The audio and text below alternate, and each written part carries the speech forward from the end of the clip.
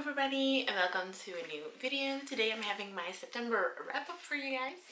I already made an August TBR that was my previous video, so if you want to watch that, I will leave the link down below. And let's get into it. I got my iPad here with the books on it that I've read in September. September was actually a pretty good reading month. I had 2 books of August that I had to read in September because I couldn't finish them or didn't start them then. And I have some other books that I've finished actually. So I'm going to start with the books that I'm still currently reading. The first book that I'm currently reading still is a non-fiction book called The Fuck It Diet. It's a non-fiction book, so I hardly even read it. It's like once in a couple of weeks I read a couple of pages of it. So that's why it takes me like more than months to read a non-fiction book. I just was really interested in the book. I saw it on somebody else's Instagram story and I was just interested in it. So that's why I started it. I think I started that book in August, so it's been a while since I got it. The second book I'm currently reading is my audiobook and a little bit also my ebook because I also have it in ebook version. And that is The Corner Shop in Cockleberry Bay by Nicola May. I'm currently reading this one. I think I'm halfway through it already. I always read my books, my audiobooks through a subscription service that I got here in Belgium. It's really cheap and you get 8 books a month, audio and ebook versions of it. So I mostly read my audiobooks from there, and it's a really nice book. It's a feel-good, fluffy romance. Well, it's a really nice contemporary feel-good book at this moment. I'm halfway through and I'm really enjoying it. And then the last book I'm currently reading, which was on my September TBR, was The Finders Keepers by Stephen King. It's the second book in the Bill Hodges trilogy. It's my second Stephen King book too. I haven't read his more paranormal and actual horror books. This is a thriller more. Second book, like I said, in the Bill Hodges trilogy, and I'm pretty far in already. I do have to say I'm trying out different angles in my room because I redecorated my room a couple of months ago, and I'm still looking for the best angle to film at because I have a window, like a roofing window over there. So I think this side might be a little bit too bright and this might not be too bright. I am not sure. I'm still finding places where I can film the best. But let's get to the actual books that I finished and started in September. The first book I'm gonna mention, the Dutch book that I read from my Dutch and Belgian book club, which is Booklander's book club. We read a Dutch or Belgian author every month. And that is The Stroopwafelshop by Astrid Haarlem. This is a Dutch book, like I said. Dutch author. This was also a contemporary feel-good romance novel. And it was such a nice book. I'm not really into the romance novels, but this was more like a contemporary feel-good, which is my cup of tea when it comes to more of this genre. And I really loved it. It's about Suze, who is in a competition to actually open a coffee shop in New York where she has to sell like this stroopwafels, which is a sort of a Dutch cookie, I'll say. I'll leave a photo somewhere to show you guys what it actually is. It's like, I think it's a type of caramel inside a waffle. I don't know, it's really nice. I have tried a lot of them and I really like them. She goes there for a year, and who makes the most money in the end, she has 2 other contestants in other cities, and the one who makes the most money actually wins a grand prize. And this is about Suze, who says, you know what, I'm gonna go to New York for a year to open a coffee shop with some Dutch cookies that nobody knows about. It's a really fun and fluffy story actually, and I really enjoyed it, and I gave this a 4 out of 5 stars. Then let's just get the worst book that I got this month out of the way, and that was Jingle Hell. It was a Christmas short story type of thing from Bronja Hofslag. I think she's German or Swedish or something, and I just hated this. This was like a short story, but I've recently read a couple of short stories, but this was just like a book without a purpose, I'll say. I didn't really like it. It's some Christmas night where weird things happen. I mean, I cannot even say much about it because then otherwise I will probably tell the entire story already. But it wasn't good. Like, I did not like it at all. And I gave it a 1 star just because it had potential and the writing style was pretty okay. the story itself, I just didn't see the purpose of the story. I have my 5-star prediction, and it was The Hand on the Wall by Maureen Johnson. I am in love with Truly Devious. This is the third book of the Truly Devious series, and I'm in love with Truly Devious. Truly Devious is at this moment my first and my only 5-star read.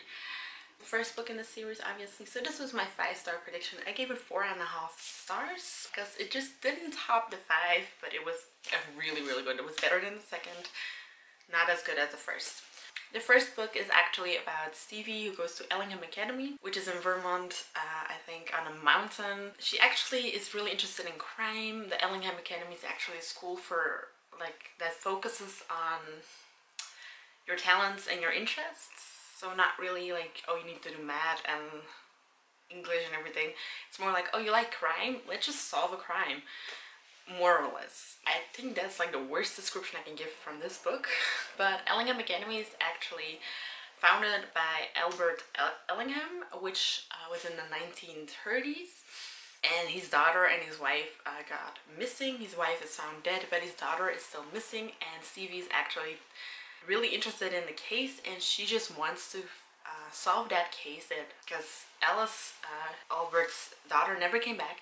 So Stevie is like invested in the story, and she wants to solve the case, and that's actually what the book's about. Like, it has a part of it takes place in the 1930s, another part takes place in a present day. And it's really nice to see both of those time lapses intertwine, and just really nice. I realized stuff that I never thought I knew, or I'm as invested in the case as Stevie is. So it's really nice to read that book, and I really love it. I think I'm gonna make a book talk about the first book, so that might be up soon, not sure when. Okay. And then I still had 2 books on my August TBR that I didn't start it, so that I had to transfer to my September TBR.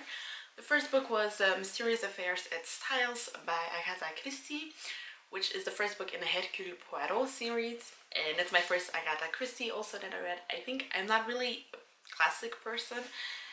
I read a lot of classics. I mean, I read Sherlock Holmes, and right now I read the first book of the Agatha Christie series, but like, that's, I think, only classics that I read. I do want to read Pride and Prejudice and all those really famous works, but I just never put myself to it to actually read it.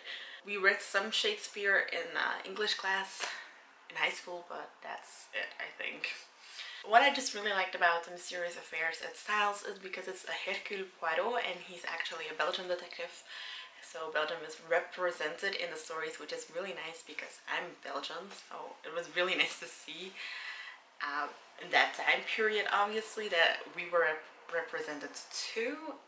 The story itself is actually quite good. I gave it a 3.5 stars, just because it was a really good story. It was really good told. Some parts I thought could have been told a little bit different, but I think that's also because of the different times and everything.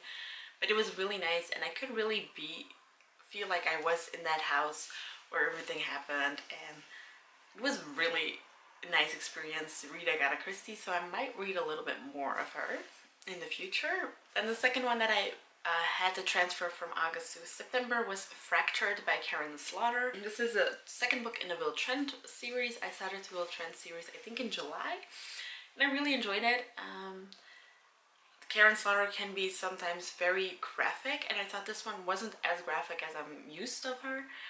But it was still really nice to read. It was a continuation with the same detective, obviously. It was a good way to like see him on a different side, actually, because the first book you got a completely different characterization of Will Trent, and right now you have a sort of a different angle.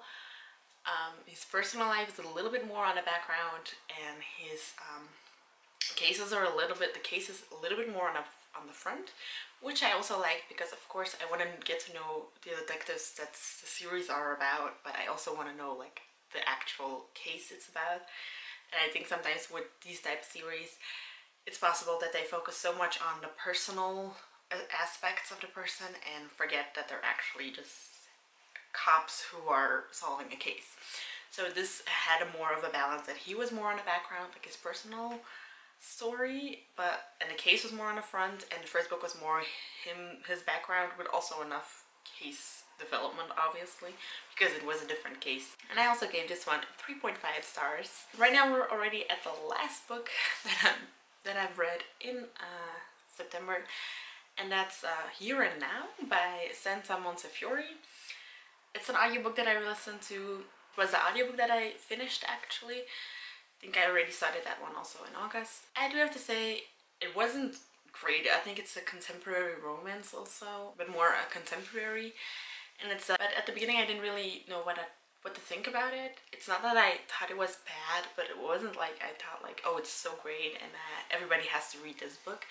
It was actually quite average for me. Like I said, it's about actually a woman who starts to lose her short-term memory a little bit, and her family, how they deal with it, and everything that happens around them, and the lifetime she still has. And that's actually a little bit like really short of what it's about. I did enjoy it to read it, because otherwise I would never finish it. But it was like a little bit of average. It wasn't my type of story, but I'm really invested in contemporary feel-good and thrillers more than in actually like these type of stories. I am interested in reading them once in a while, so I'm really happy that I did, and I gave this one a 3 out of 5 stars. So that means that I've read 6 books in September, which was still amazing. School started for me the 21st of September. So I still had a little bit of a break time, obviously. If I didn't have as much of a break time, I probably wouldn't have read that much. So I'm really happy. I'm trying to continue on reading a lot. In October, I try to read before I go to bed. If you like this video, definitely give it a thumbs up. Leave down in the comments below what your best book was of September. If you haven't subscribed yet, hit that subscribe button down below. And I will see you next time. Bye!